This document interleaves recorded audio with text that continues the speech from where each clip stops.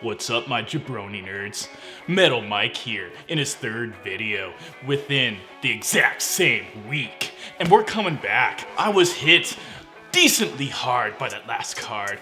Only 4 units down, but only 1 out of my 4 hit in Showtime Kick, Superman Punch, Anthony Pettis. Saved the day. However, we must move on. And it's time to get smarter, work harder, and make some goddamn money on this next card. We're gonna be breaking down Anthony Smith versus Glover Teixeira, along with 4 other picks that I decided to bet on. I don't bet on any of the fights that don't interest me, so I ain't gonna talk about them. Now this first fight I'm gonna be breaking down is surprisingly a pretty far way down the card for one of the names I'm about to throw at you. Has this man truly fallen from such graces? Of course I'm talking about Michael the Phenom Johnson. He will be facing off against Thiago. Don't think he even has a nickname. Moises. Or whatever the hell you want to call it. Now this one's a little interesting. Whenever I see Michael Johnson fighting some random no-name that is just a couple fights in the UFC, I think this Thiago Moises guy has like 2 or 3 fights, and he hasn't looked that impressive. Michael Johnson is coming down from 155 lightweight to his original division, featherweight, 145 pounds. And with this, I think is going to come with some advantages.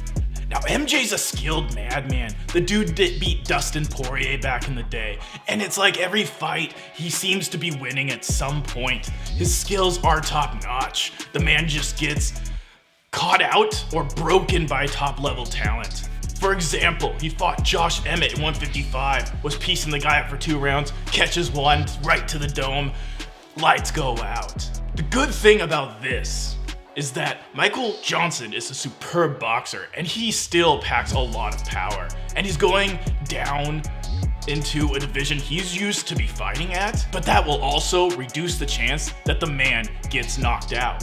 Also, the skill disparity between the striking levels of Thiago and MJ is unfathomable. The dude is going to get pieced up on the feet. The only question is, can Thiago Moises take it to the ground and use his BJJ to overcome MJ?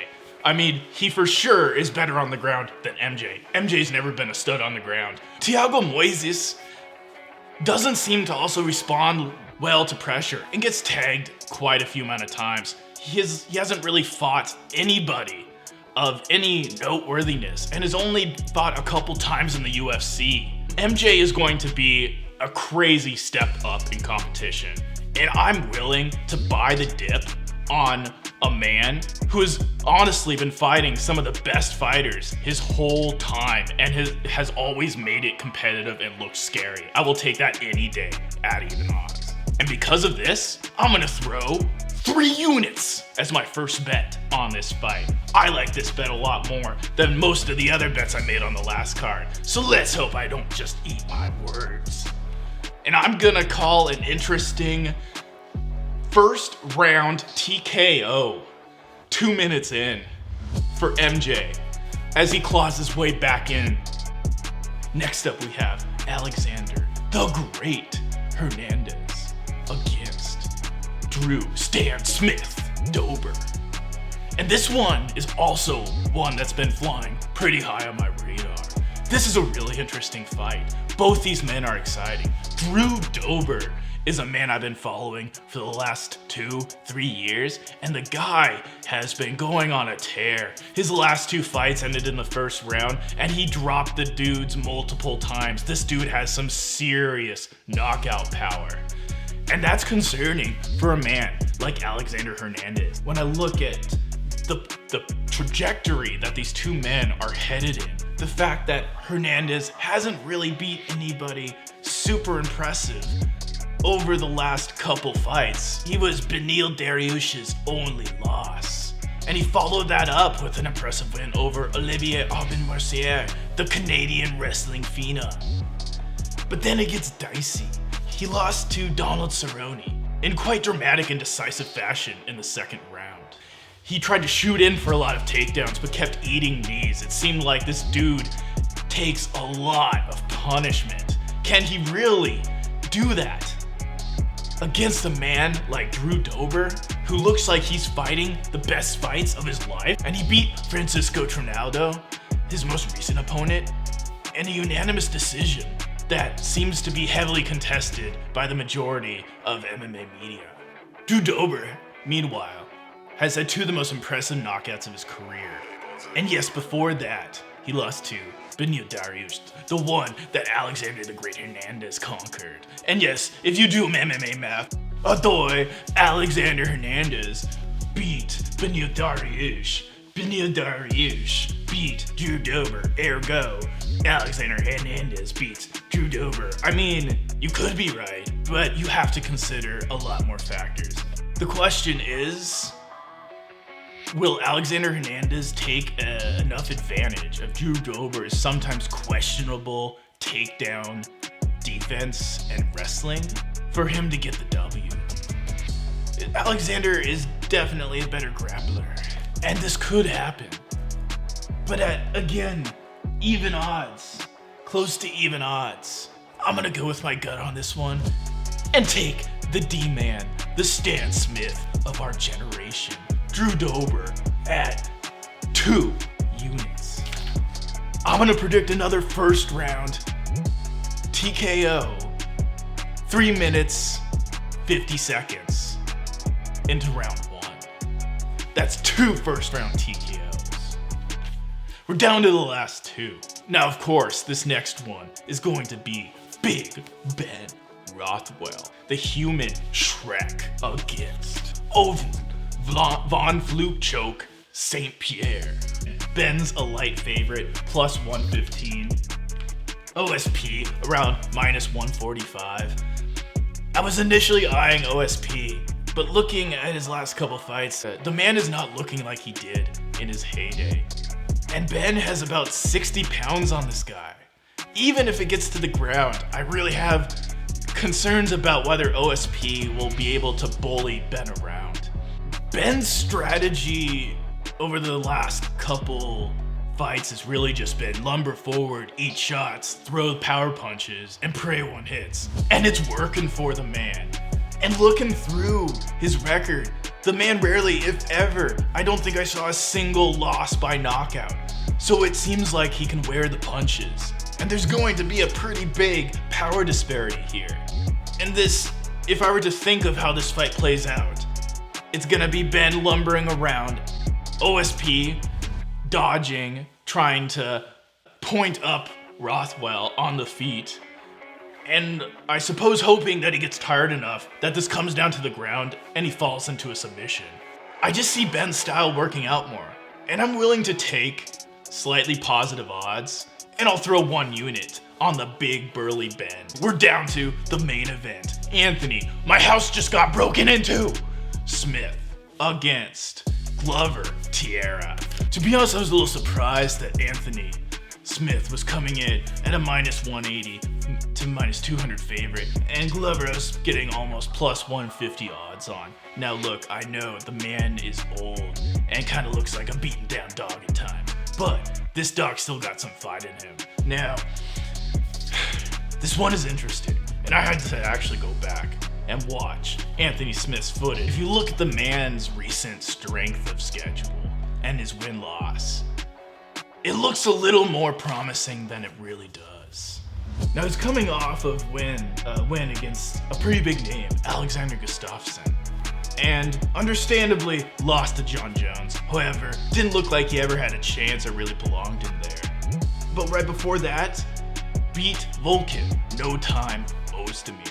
Those are 3 pretty significant names, and to win against 2 of them only to lose against one of the best MMA fighters of all time is understandable. But when you look a little more into it, I watched the Ozdemir fight. Dude was losing it and getting pieced up a bit in the first round. Was getting mainly held to the ground by Ozdemir in the second.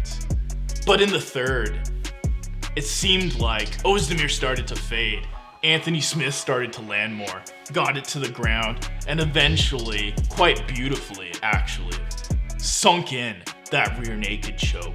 And in the Gustafsson fight, I didn't watch it recently, but I know that the Gustafsson he fought was a shell of the man that Glover Teixeira fought a couple years ago when he knocked him out via that uppercut. So let's not do the MMA math thing, okay guys? I also watched the last couple of Glover Teixeira fights. He just beat Eon, the Hulk, wavy man, Kutalaba, a man who looks to have a very impressive and promising talent. A big, bulky man like Anthony Smith. And Glover Teixeira, he wins mainly in 3 different ways. If you look at his record: heavy ground and pound, rear RNC, rear naked choke, and triangle subs. And also standing on the feet via punches. You don't see any, if any kicks from this guy, but he can stand and bang. The dude has a 7th degree black belt in some Japanese hybrid martial art I can't even pronounce, called Kaju Kenbo or something. And it's some interesting hybrid between karate, judo, and jiu-jitsu. It makes it a little more understanding why he's so proficient on his feet. He also has a 2nd degree black belt in jiu-jitsu. The man is pretty well-rounded. Now, Anthony Smith, it's a little interesting here. First, you gotta wonder where his head is in after that traumatic home invasion that seemingly happened out of nowhere during this lockdown. That seems to have really affected him. And I wonder if he's gonna be able to conjure the same Anthony Smith we've seen recently in this fight. Another interesting thing to keep in mind about the pacing of these 2 fighters. Anthony Smith seems to start slow and gradually ramp up the pressure as he gets more comfortable. Kind of like a Donald Cerrone type. You could tell in the Ozdemir fight, he was a lot more passive and getting chased around most of the first 2 rounds. But in round 3, a switch started to come on, and the man really turned it on. Now, compare that to Glover Teixeira. The dude comes out pretty strong, but going into the later rounds, he sadly reminds me a bit of Ilir Latifi. Same body shape, same weird gas tank. Now, I think Teixeira is a little better than Latifi, and he certainly can make it to the end of fights. And I think at least the first couple rounds, the first 3 rounds, he should not have too much of an issue with this. And keep in mind, Anthony Smith is a big, muscular man, and he doesn't have the best gas tank. So this might not even be a giant comparison.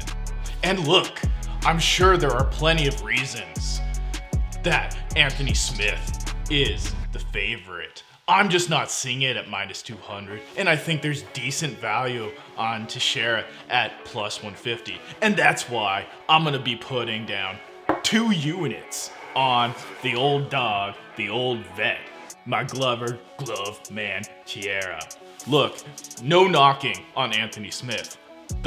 His last couple of opponents are no pushovers by a gigantic margin. I just think when you look at the context of that situation along with now, and you examine each of those fights, it's hard to justify where Smith is sitting on the odds lines. So those were my picks. It actually turned out to be 4 instead of 5. I kicked one out after not being too confident in it. So actually just 4, sorry. Little short notice on this one, but I did my research and I made my decisions. Well, that's the end of it. Those are my picks for UFC Glover versus Teixeira.